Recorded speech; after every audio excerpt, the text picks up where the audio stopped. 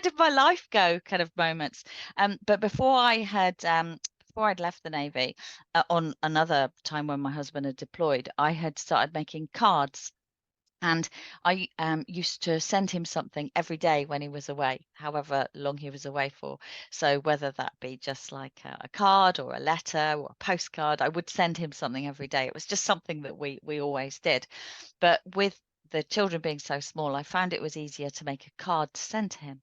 And then it was a bit strange. It was Air Day at Yeovilton, and my friend had seen some of my cards, and she said, "Oh, I've forgotten my dad's birthday. Can you make me a card for my dad and also one for my son to give it to as his granddad?"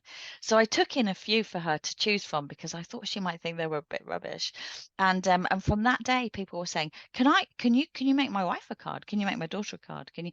And literally within a couple of months, I'd sold hundreds of cards to people that I worked with, who were ordering like a personalized card without putting their cup of tea down, really. It was real low effort, and they were kind of getting huge plaudits from their family. So that was kind of something that I'd had on the back burner as a hobby. So when I was, in this kind of place, not knowing what I was going to do, I thought, I know what I'll do. I'll try and go online, because obviously I'd lost my captive audience. I'll try and go online and see if I can sell them online.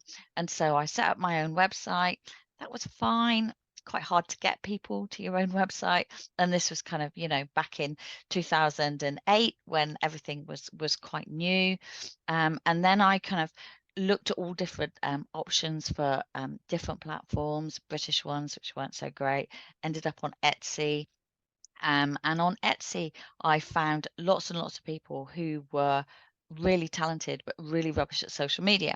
And so I kind of had this idea, and I suppose it harks back to the whole thing of working as a team when you're in the military, because if you don't work as a team, then you don't survive. And so I kind of gathered all of these people together, and they were all women who'd kind of had professional jobs and were now making jewelry or ceramics or whatever, and they were really quite similar to me.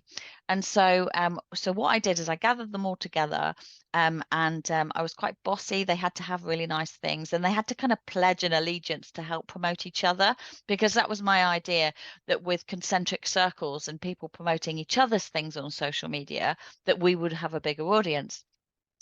And so that became kind of an Etsy team called British Crafters, which was kind of my second accidental business.